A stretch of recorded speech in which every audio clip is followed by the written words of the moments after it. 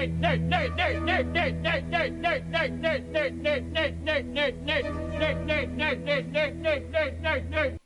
everybody, welcome back to the SOBs who love SOV. We have an unprecedented event this evening. We have all four of our SOBs here. So myself, we also have Slade Shepard. Hello. Maddie Deering. Hi. And it's the return of Tony Masiello, who is now hitched. Sophie! We'll have another tagline for us by the end of this episode as well. But we are here to talk about Killer Nerd. This was Maddie's choice, the last episode that we had. A couple episodes, Maddie said that Killer Nerd was her favorite SOV, kind of the first one she watched. So we decided to do that. So let's just get in with the SOV in the news.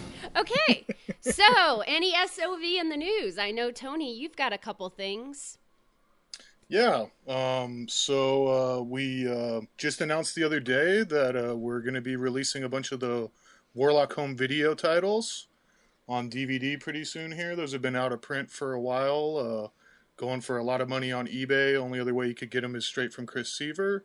So really excited to be putting those out, and first one's probably going to be hitting around April 1st, hopefully. DiBQ is going to be the first title. We're going to have a whole bunch of new special features and stuff on them. So, yeah, they're going to be really cool. And also, we released Mondo Bizarro earlier this year. So, and we decided to sell those really cheap. They're $6. So, if you're into vintage educational films, I highly recommend to go to sovhorror.com and pick those up while I'm still crazy and selling them so cheap. So yeah, I will admit I bought mine, and yes, it's like educational videos. Like there are some that are very interesting, and I pretty much got drunk and sat there and watched them and just like was dying laughing most of the time. Best way to watch them. Yes.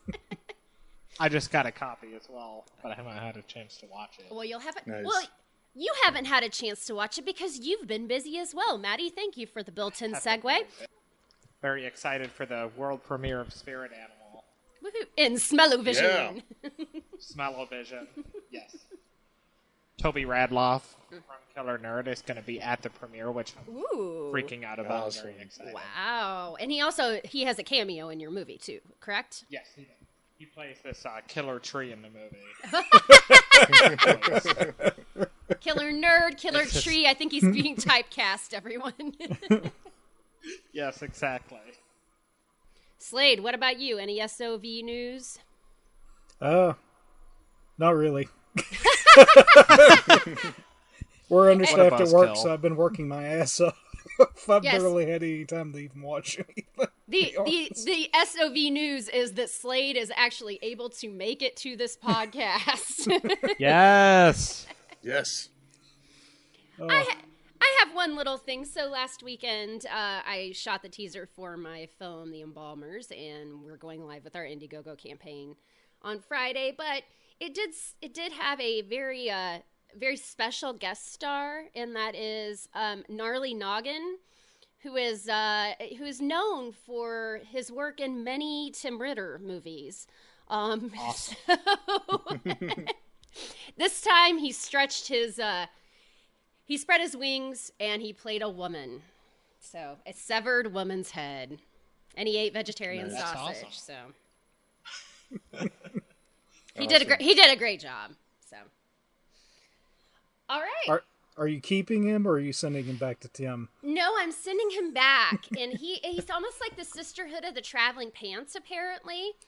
Like, he's just kind of been everywhere, and so it's like, I've got the box sitting here. I need to send it back to him, but like he just kind of travels around and goes wherever he's needed. And Tim said he needs a SAG card, and I said, well, I could try to make him an IMDb listing.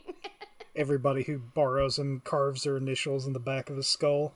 Yeah. Oh, that would be kind of fun, but probably too late. I think he's already been like in 4 or 5 locations, so. I'm just sure he still has a piece of like vegetarian sausage lodged under his tongue, so that's my mark on him. You should totally leave it bloody, and then have the package like dripping.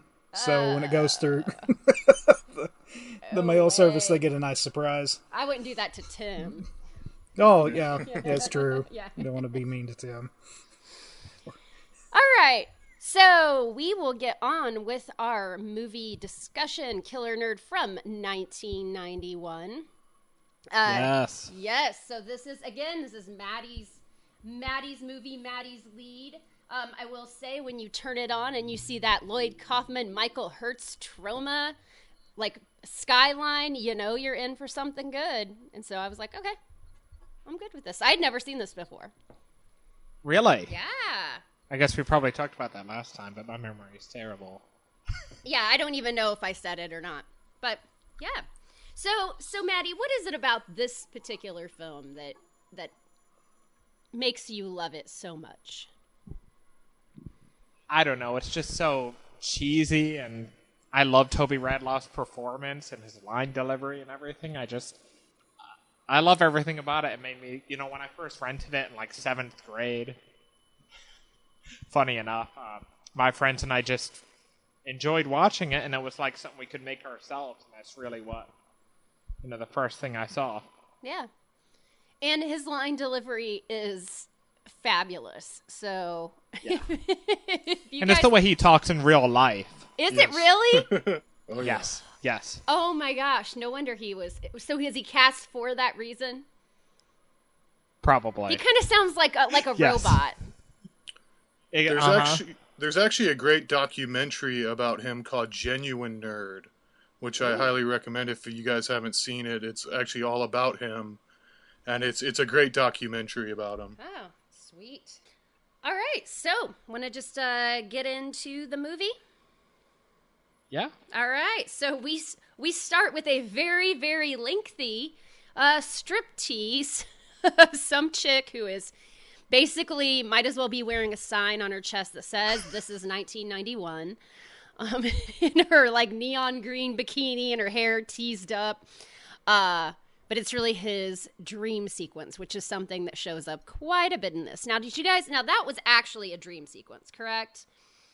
Yeah. But some of them are almost like not really his dream sequence, but almost like his Walter Mitty sort of moments. Like it's like kind of what we see what's inside his head, correct? That's what I took from it. Mm-hmm. But this one was a straight up, this was a boner dream. And when my friends and I rented this in 7th grade, I had some guy friends watching it, and they just kept pausing it at the beginning. They don't see that much. Why'd they have to pause it? It went on for like 10 minutes. VHS. Yeah. Oh, yeah. It's on VHS, so you have to like keep pausing it until you get like the lines right in the right places. Exactly. Right. Oh, God, that reminds me of a story of my best friend. We were taking and watching Romeo and Juliet, the old one, in English class, and he got a hold of the remote and paused it at that particular moment, and the teacher, oh my God, she got so fucking pissed. That's amazing. But kudos to whoever you are, if you're listening now. So he gets up and we have basically his nerd montage. So he is trying to accentuate the positive. Yes. With toilet paper on his face because he can't shave apparently, and he basically goes down to the bus stop and he meets up with these punks. This, I have to tell you, pissed me off. And I know it's a setup. It's like you've got to have him like just be like completely beaten down in order for it to work. But there's something about when somebody knocks like books out of someone's hands that I just get irate. That happened to me in high school before. Awful. I'll beat them up for you, Maddie. So I don't like that. Please. I just don't like that. What you got that umbrella for, boy? Yeah. I know. It's nice and sunny out. Oh, God. You never know. Maybe he listened to the weather report. My God. I mean, those guys weren't exactly bright either. No, not at all. No. But yeah, the ladies' man. The ladies' man, that's right. I had trouble at first figuring out if he was supposed to be like in college, high school, or work or whatever, but we figure out pretty fast. Yeah. He goes to work. with his tape in between his, like on the bridge of his glasses. And yeah, he is pretty much like the quintessential nerd. So when he gets to work, we figure out he really isn't the ladies' man. So Slade, why don't you tell us about what happened when he gets there? Well, he evidently everyone that works in this office is an asshole, or much. just the dude that takes and comes in and just starts just endlessly spouting one-liners, Oh my taking God. on him. It was just oh my God, it's just... Sexual harassment. Yeah. But she likes it, though. His name, I think, was I know. Jeff, which is perfect. Jeff, yeah. But yeah, he just might pop some Spanish fly in her Java. Yeah. And then Jesus Christ, who goes for that? God. And first I need to scratch my dick, and he scratches his ankle. His ankle, yeah. Oh, you're so slick. And he's getting shot down at after his mom called and he answered on that wonderful Garfield phone. Oh, yes. Oh, I remember those. Yes. You know, she really is the one who was nice to him in this entire movie. I mean, she tries to talk him up a little bit, and, you know, I mean, just because he's trying to hit on her and she rejects him, and she does it in a nice way, doesn't make her a mean person. I don't know. I agree.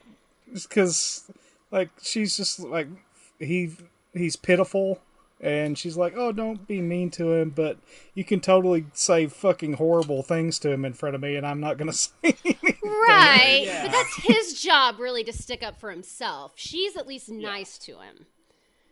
I guess so. Yeah. When she even tells him, she goes, you have to learn to go for it, She's Yeah. even trying to, like, egg him on to be a little more assertive and not so nerdy. Right. Or just to go for what he wants and everything else. And I mean, she's giving him the time of day, and she's actually like making an effort, because she was even saying, "Hey, we got time, let's shoot the bull," and then like she would say something to him that most people, like when they would get the response that she got, they'd be like, "Okay, I'm done with you," but she like kept it going. Yeah. I'm sorry. I thought she was okay. She shot him down for the church cookout, though. Well, that's got to be on a Sunday, right? Yeah. Right. Oh no. I No, meant that's good. It's Saturday. on Saturday. Hey, I am kind of surprised that he did get it. Like he figured out that she was letting him down. So Yeah, that's kind of one of those cliche things that she's probably still interested in me. No, he's smart enough to realize that he needs to enlist the help of a certain fellow on television. Yeah. Like that. a certain fella on television. That's right. So Slick Dick, School of Cool. It's only $79.95, but at that time, good lord. Yeah, I'm surprised it wasn't $69.95 or something like that, but Yeah, they really missed the mark there. Yeah. yeah, 69. yeah, missed opportunity, and it was only 3 cassettes, right? So man, that is so. steep. He might as well just like sell a soul to Columbia House at that point, you know? Come on. But okay, so probably Maddie or Tony could tell me this, but he is watching The Late Show, and before it cuts to commercial, it says, "We will continue with Ty Bar, the creature that lived." Is this an actual movie that ever got made? Okay. I feel Tybor is the name of a monster from one of those movies, and it's not hitting me right now. But I think see, that I is a felt like it reference to seemed- something. I'm just not. It's just not hitting me at the moment. Yeah, to me, it seemed like something that I'd heard before. But okay, everybody, that's our homework for next time. So those commercials, they're pretty compelling, right? I love them. Yes. I think it's hysterical. Does that really work on girls to just start staring at them and flaring your nostrils while? No, no, it doesn't. Flare your nostrils like a bull and jut your lip. That's what it says to do. Steady eyeballs, flare your nostrils like a bull, and jut your lip. Oh yeah. One of my favorite. This was within the commercial part, but he said that you'll be like a loaded 44 in a liquor store. Yeah. Hey, that guy had babes hanging off of him. I mean, why wouldn't you believe it? This movie is pretty quotable. Oh my god! Yeah, it's got so much great dialogue. So much great Oh dialogue. my god! And good music, too. I enjoyed a lot of the soundtrack. I love the sure. music so much. Yeah, now are those original songs? Because I know one was kind of a rap song, and I think it was like the basic hook of it was like "get laid" when he's like walking to like, he's got his swagger going on. Okay, so all of the songs are by the same people. They're all written by the same people. Joe Simone's, Chris Voight, and Brian Henderson, and they are performed by Axe Master. Nice. Master, that's amazing. That's most of them, yes. There's actually another band who does this too. Oh, wait. And then MC DJ Half, did the rap songs. Man, they got a lot of music going on here. I admire somebody's confidence in themselves to refer to themselves as Axe Master. Axe Master. Yeah. Little full of themselves. I wonder if that's the metal band with, the kind of metal songs during the punk guys. Axe Master. Sounds like that would be my name. guess. Yeah. But we also have two songs by somebody called Silent Night, Knigt, Thrashosaurus Rex, and Nailed to the Cross. Nice. That's Nice. some heavy titles. Yeah. There's also a couple songs from a band who is called Indian Rope Burn, and they are courtesy of GGG Records. So they even had a contract with somebody. It did really have a lot of songs in it. Yeah, so Mom gives him pie and tells him not to choke, and he's like, Yeah, Mother? don't choke on it. You can't choke on pie, Mother. Yeah. How am I going to choke on pie? We're all gonna hone our best imitation of this guy by the end. Of course. But I love his cool dream. He looks like so he cool. watched like yeah. some like 1950s biker shit, and that's where he gets his like. It's like the George Michael Faith video. It totally is a ripoff of the George Michael Faith video, which was really hot back around that same time. Mm-hmm. They even do like the butt shot, that famous butt shot. He's so cool. And I love the poems, like the Daddy-O type beat poem he does over that dream sequence. It's so great. Yeah, and he's actually quite the poet throughout the movie. Yeah. It's pretty awesome. He has that nice hot sexy sex scene. Oh yeah. Yeah. Was it good for you, baby? You were really hot tonight, Daphne. You little vixen. You just can't get enough, can you? But that's okay with me. I'm the man for the job. Did I tell you how beautiful you look tonight? So, was it good for you too? Yeah. You were really hot tonight, Daphne, you little vixen.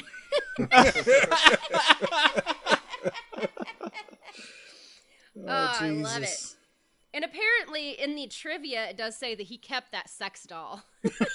Really? I didn't see that. Yeah. There's only like... Oh, God. Yeah, there are only like 4 pieces of trivia, and one is Toby Radloff kept the blow-up doll. I'm going to ask him to bring it with him. Like a premiere. Yes. Dear, why is there a blow-up doll in your closet? Oh, yeah. That's a funny story. Oh, my God. But yeah, that sex scene is pretty awesome. And then the day his tapes arrive, and he gets the box out of the mailbox. Oh boy, it's here, I got it. Slick Dick's tapes, I'm gonna be cool. Yay! Oh boy, it's here. I'm gonna be cool. I'm gonna be cool. Can we just talk about how he goes to the mailbox, like these pointless shots of him going to the mailbox for like that take like 5 minutes? Yeah, it's like checking basically it, nothing's he goes there. to the mailbox, he goes back, has like a dream sequence, goes to the mailbox, Yeah. has another dream sequence. And 3 stamps to make sure it gets there safe. That's correct. Yes. Back in those days when you had to do that shit, though. Oh, yeah. I don't know anything about that.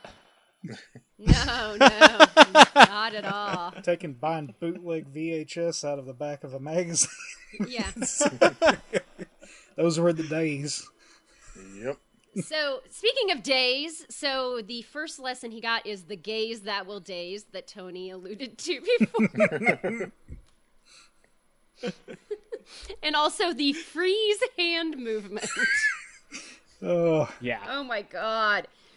So what was he supposed to do? Like, you're supposed to have your hands in your pockets, then you put your thumbs in your belt loop, and then you do a rolling motion with your hand, and once you make a full rotation, you put your fingers in guns. Yep. What the hell is that? And then you put your hand through your hair. Oh, that's right. Oh my god. See, I used would to not do be that move all the time as a joke. it's okay. Yeah. This is a very advanced maneuver. You got to practice it. Yes. That's right. You got to And what use I it love is that- sparingly. I love that everything that he is teaching, that Slick Dick is teaching on these, is a visual thing, yet it is on cassette. Right. Yeah. Like, do you know if you're doing it right? It reminds me of, like, I don't know if you guys ever had these. You know, I'm the oldest one here. But, like, they used to have, like, aerobics records. And, like, you know, they would say what to do on the record, but, like, the inside of it would have, like, pictures of the different things you were supposed to be doing. That's what it reminded me of. It's now for the makeover. He wants a rad do. Oh, God. Yep. Yeah. He's got a stiff upper lip and a tight ass. Oh, right. Because life has given him lemons, and he's gonna make lemonade. Got a tiger by the tail, and he's mean. Oh, God. Oh, man. And then I love how, like, the receptionist is like, and so what do you need, sir? Oh, my gosh. But yeah, he gets like Ed Grimley bangs.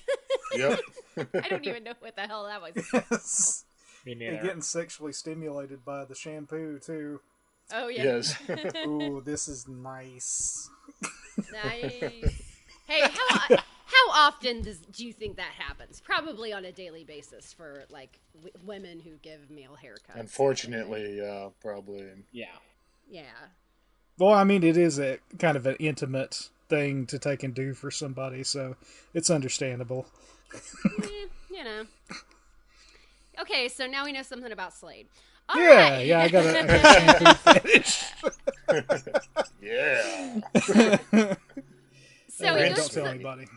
he goes to the flower shop, and the girl swindles him out of money. And I was like, you know what? Like, I worked retail all through high school. Why wasn't I ever smart enough to do this? I don't. I know, love his 'cause line, too. He's like, hey, baby, I want to scam some of your goods. Yeah. She's like, what? Probably like, And anytime yeah. someone gives him the price, she tells him $8, and he's like, sounds reasonable. Sounds She's Anytime like, money's those- He brought said up, those are sounds more- reasonable a lot. You're my favorite customer. Yeah. It's like The Room. That's right. Oh, hi, doggy. Oh, hi, dog. Right? Flower Oh, shops God. will never be the same. Sorry. Nope. But yeah, so he goes to Sally's house, sees Jeff going out of her house and, being all Jeff-like or whatever. And he gets pretty pissed off. But he's still okay at that point, I think. He goes to the bar. He's Yeah. like, okay. He's not, like, really angry. He's making Well, that's that because he gets a lemonade. fuzzy navel at the bar. Yeah. That's right.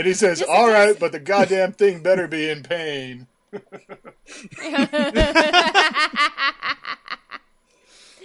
Oh, but this is the first time we get him like using that as his tagline as he's murdering the guy, where he's like nerd, nerd, nerd, and I think it kind of I don't know if it thwarts the guy or if it's just bad editing, because he kind of stands there for way too long in his slow-mo kill. Oh man. But yeah, so Sally gets his head thrown at her. I love that fake head so much. Yes, it had like the screaming agony look on its face. He goes, you can forget about that necktie for Christmas. And then we find out he's a Throws poet. the head at her. Yes. So, As, roses are red, violets are placid. You screwed me over. Have a face full of acid. bitch. It's amazing. Like he throws in the bitch at the end. Yes. And then he grabs the sandwich. He's like, good sandwich. Good sandwiches. Good sandwiches. Oh, man. Yeah, so there's another one, though. I mean, the effects look good. Like, her face looked really good. But, like, I always have a problem when they make it seem like throwing acid in someone's face is going to kill them immediately. I like it. I think it's over the top and cheesy. Oh, over the top, for sure. Yeah, this was not a critique at all. Oh. So he's dispatched his first people. Then he goes to Mom's house, which this one kind of took me by surprise. Like I didn't think the mom seemed that bad. This is like one of my favorite parts of the movie because it is so surreal and weird and just actually kind of brutal. Oh yeah. So Sadistic. yeah. Oh god, the fucking baby bib. You're one of them, Mother. The fib tellers. I love how he rings the door. Like he takes and knocks on the door, and then just as soon as she opens, he just punches her right in the Punches her, gives her a shiner. Yeah. Ties her up, puts on that big, that squeaky pacifier. It's like a dog toy or something. nasty old fib teller. Do you remember when I asked you for hot dog and candy? We used to have fun until he came along. Hot dogs and candy. I was wondering where he was going with that one. I was like, is he going to blame his weight on her? What? But yeah, I love her kill though, when he's like, so you need to take your medicine, and he puts the bottle of drain cleaner down her throat, and then if that's not enough, he has to put that cleaver in her forehead, and that is pretty freaking sweet. I love it. And then he does the Pee Wee Herman laugh. Yes. Oh man. So now he's just down to the drug kids. I don't know what you want to call those.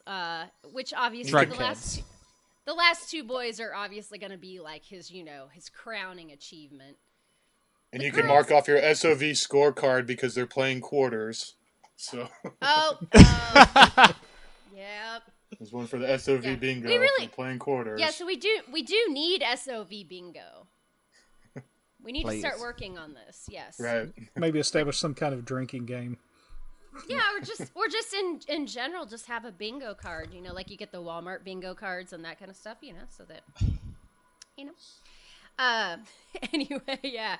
So he goes there. The blonde is gonna go to pee, and she goes outside, and then of course he fucks her up. We don't know that yet. But Gracie, the other one. So I thought this was funny. So they're talking about the blonde who left to go pee, and her name is Lilac. And the guy says, like, will somebody tell your friend this isn't the 60s? People aren't named Lilac anymore. Like, she didn't name herself, you dumbass. Like, I totally didn't get it, but it is the 90s. Yes, just point that out in case you forgot, because There are no other indications of this being the early 90s at all. But yeah, so she goes outside and he bashes her head and he cuts her open, which is pretty visceral, man. I love her death scene. Say goodnight, Gracie. And when he slams her head down, it's like this. It's just so loud and doesn't sound natural, and I love it. Yep. But then this is probably, this is maybe my favorite little segment where he starts trying to do like the female voice. Come here, you big hunk of a man, you. It's like the dumbest voice ever, but at least he does say, hey, what's with the weird voice? Like, he does realize it's not just one of the girls. Ugh. But yeah, so he gets the two boys, but he tells, which I think is funny, that one of the boys who is making fun of Lilac, his name is Lee. Really? Yeah, it's Lee. Yeah. Hello, throwing stones there, buddy. But he gets the one dude, and he tells him he's not going to kill him yet, and then he pretends to be a cop with the other guy, like he's raiding the place. I wondered, like, on this particular part, I wondered how they got to the medical center. Was it in the factory, or did he take them somewhere? I never thought about that. I think it maybe was supposed to be like the infirmary or something of That's what I was thinking. Factory. It was like just a harsh change in like the open-ended factory. Then it's all of a sudden it's in this little medical room. So yeah, a little very white, very fluorescent lit, medical room. Yeah, that is true. But yeah, I guess I didn't think about it either. I just assumed it was just some kind of medical room within the factory. And, that has dynamite. Evidently in the basement. Yes. We don't know what kind of factory this is, but it has all kinds of fun stuff in it. So yeah, he straps that dynamite to their heads. Now that would be pretty freaking terrifying. They have this almost like "Dude, where's my car?" moment. Did you guys kind of notice that? I mean, this is pre-"Dude, where's my car?" He's like, "Dude, look what's on your head. Dude, what's on your head?" I never thought of that. That's a... Dude, where's my car? I'm calling you out. You copied off of this movie. But yeah, he comes in to say more of his stuff, and he's gonna repaint the room? Bloodway red with brains. That's right. Texture even. But then he starts talking about everybody who's beaten him up, and he mentions the paper girl. The paper girl. She beat me up once too.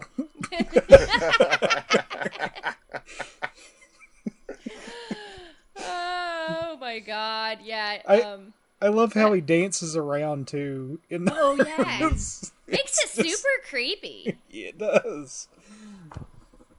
You don't want to piss this nerd off, man. No. Right. Nope, but they're going to hell in a handbasket, and you won't need a hat. And a fabulous head explosion. Yes, my favorite head explosion of all time. Yes, especially when they showed like the trunk of his head, of his neck, and it looks like a mannequin that you just pop the actual head off of. It's like smooth plastic. Again, before like DVD, and I rented this on VHS, we just kept rewinding and putting that in slow motion on VHS. Oh, yeah. It's hysterical. Ooh, yeah, it's amazing. Glorious. Yeah, that was a pretty ambitious little effect. Between that and then to me the mom with the cleaver in her head. Yeah. But it looks like fireworks when it explodes, kind of. It probably is. Yeah. I love it. I don't think it's dynamite, Maddie. I'm sorry. Whoa, no shit. There's like a whole bunch of like a couple M80s put together. But I love these kind of head explosions in these kind of movies because where it's got the really like straight cut. You can totally see where it changes to the mannequin head, And Oh, yeah. it's just so much fun. I love that. Yeah, it's like, well, and we've talked about this before too. Like, I mean, if any of us had to edit this shit, the way that they had to edit back then, I mean, you'd get a little, I won't say lazy, but you'd be like, yeah, that's good enough. Yeah. Well, a lot of that For equipment too, a lot of that old equipment, especially like stuff like if they'd edit on high 8 and stuff, there'd typically be about a 1 second lag on it. And so that's why in a lot of these old SOVs, it always seems like it's just a tad bit early on those cuts. And I think a lot of the times it's due to those editing restrictions, that they were working with back then. Yeah. Yep. And 1 second is a lot. It is, yeah, Yep, it is, a lot for of sure. frames. And so, yeah, so just right before, I guess that one is what, TJ? Or is that Lily? Lily. Yeah, he's the one that's like, gets the redemption arc for a split second. What a stupid word. Like,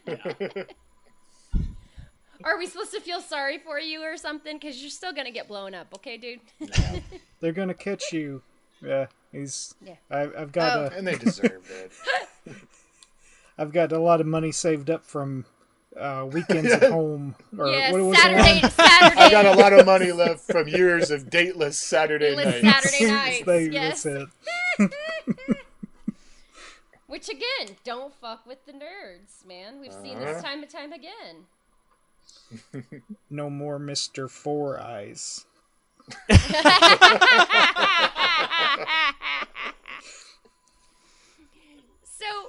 So then we have, after he's gone through all of this, we have the stripper from the beginning that was his dream stripper. She's like dead and bloody. Is it just like now he's just killing people in his dreams too? Well, for me with that scene, I really like that because to me it kind of like symbolized that he didn't need to fantasize anymore, and now he's got power over his life, and he's taken and killed all that, all that make believe shit because he can take and make it happen on his own now. And just a nice bookend too, because the movie kind of starts with her and ends with her. I thought it was a nice little touch as well. Yeah. Yeah. It's full circle. Yep. Now there is a sequel to this. Is that correct? Yes. Bride of Killer Nerd. Yeah. And who is the bride? The same girl who's in this one, I can't think of her name right now. The acid chick? Yeah, it's the same actress, yeah. Oh. Yeah, but she plays a different character. It's her twin sister. She plays like a high school girl. She is not in high school. And then Toby, Harold Kunkel is like however old, and he's dating a girl in high school. It's weird. Yeah. Well, according to the trivia, most of these people were, at least when the first one was filmed, they were students at Kent State University. But you got to work around what you got, Oh yeah, of course. Oh, they could have put it in Alabama. So. Well, I'm looking though. Okay, I'm looking at it. So it is the same actress, but they've nerded her up as well. So that makes sense. And she's great in that one too. She really does I love Bride of Killer Nerd. I almost think I like it better than Killer Nerd. It's just it's a great little love story. Yeah. I do. I have not seen I like Bride of Killer Nerd, but it's definitely worth watching. I enjoy the first one more, obviously, but I love them both. Yeah, they're both great. Gonna have to look that one up because it's looking intriguing just from what I'm seeing here. Just on IMDb. Troma put out a double feature DVD, which is a nice little edition of the films. Definitely recommend that. That's what I have. Yeah, it's still pretty. And there's a commentary on there. The commentary is really good. I haven't watched it in a couple of years, but I love it. Right? Yeah, it was really good. Yeah. Oh, it is on Prime. Add to watch list. There we go. Yes. Added. Now, can I go on a tangent about Prime real quick, guys?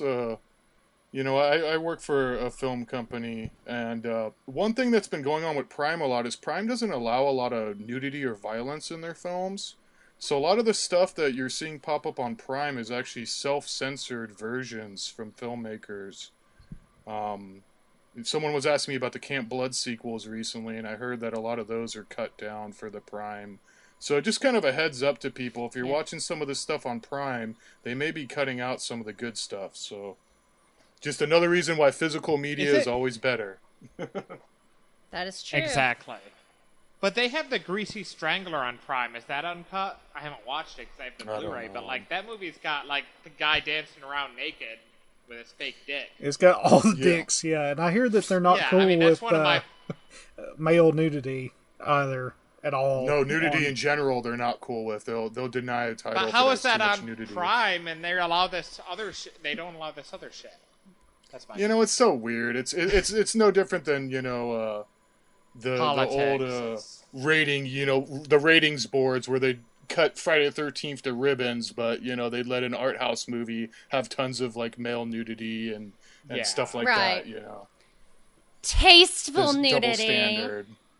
If you're a big company, you can get away with a lot of shit. You know what I mean? That's what. Yeah. That's what I was about to say. I think it's the big company angle that like all the independent ones are getting screwed over with it, just to try to fall in line because they can't regulate all that independent material on there. That's one of the reasons I like Prime, but at the same time, I've heard that they've been screwing them over as far as paying them.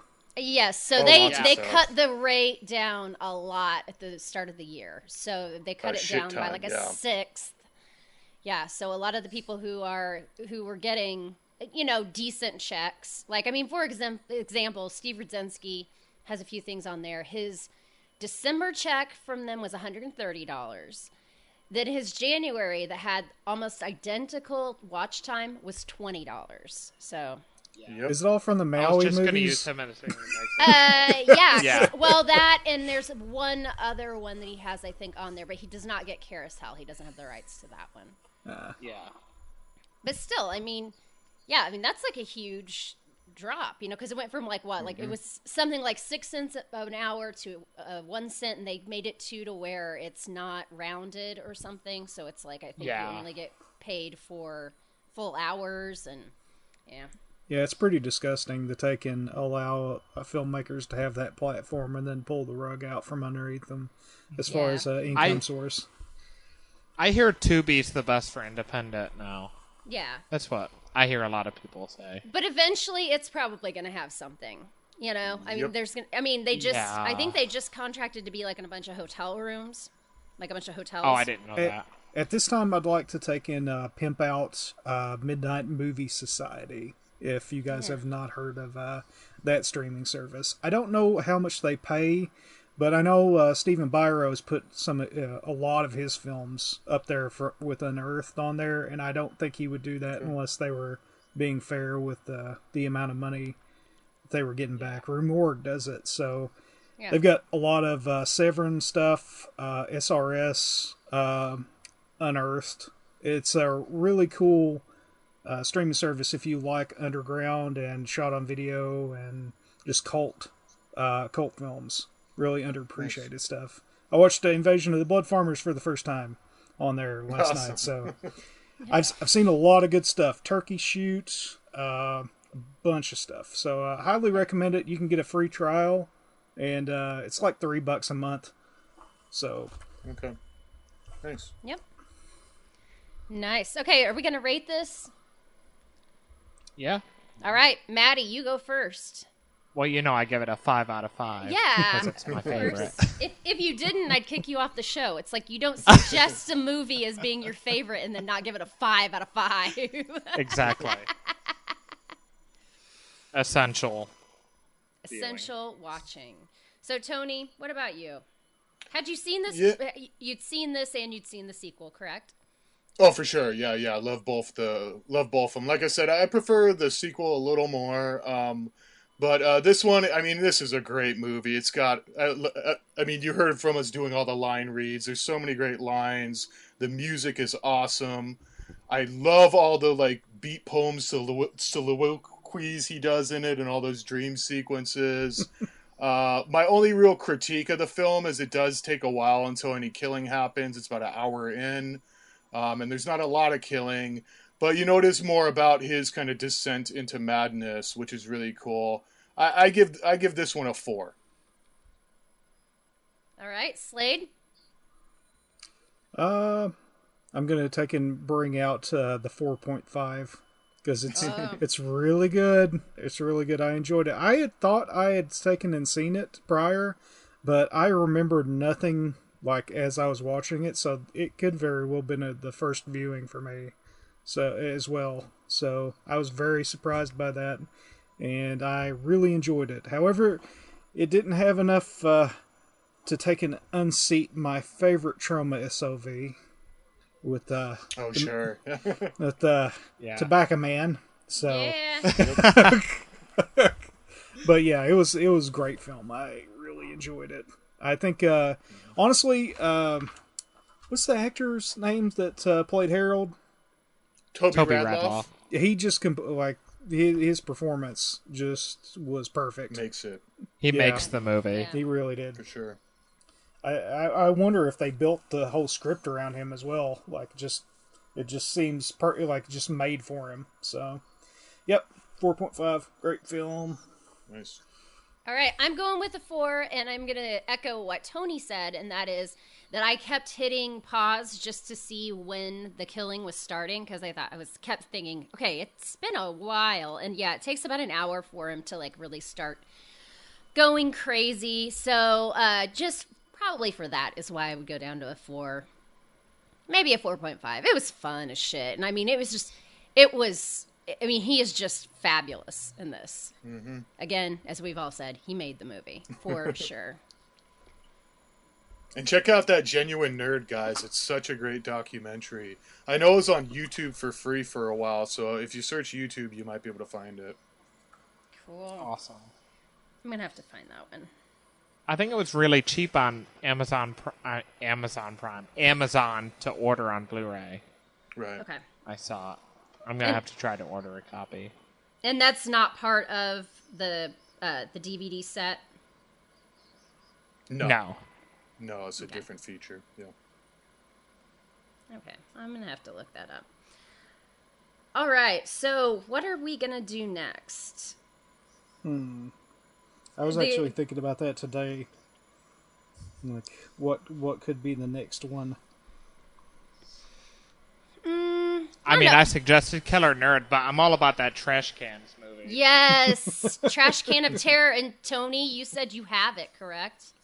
I believe I have a data file of that somewhere. Yeah. So let me see if I can find that for you guys. Oh yeah, if that's the case, that's what we're doing next. It Yeah, we better could live always- up to its title. Like at some point in the future, we could always do Crazy Fat Ethel. Those I haven't films, seen that. because they're basically the same damn movie. Yeah. Oof. They reuse so much footage from the second one. You don't want to do the Nick Millard movie, Slade. Don't make me I haven't watch seen those any of again, his please. movies. I have a lot of stories about Nick Millard I could tell, but he'd probably try to sue me, so I'm not going to share those. Well, my first suggestion was going to be the violent shit films, but Oh, Well, I like violent shit. yeah. That's Yeah, a good let's. one. Yeah, we'll make that our backup or next one, just depending upon if Tony finds this data file or not. Gotcha. Sweet. All right, guys. Well, thanks for tuning in. And if you have not seen Killer Nerd, go watch it immediately. And if you have any suggestions for us, leave us some comments, but only good ones, because we'll just delete the bad ones. All right, guys. Thank you very much for listening. Nerd, nerd, nerd, nerd, Nerd, nerd, nerd, nerd, nerd, nerd, Nerd. Good night.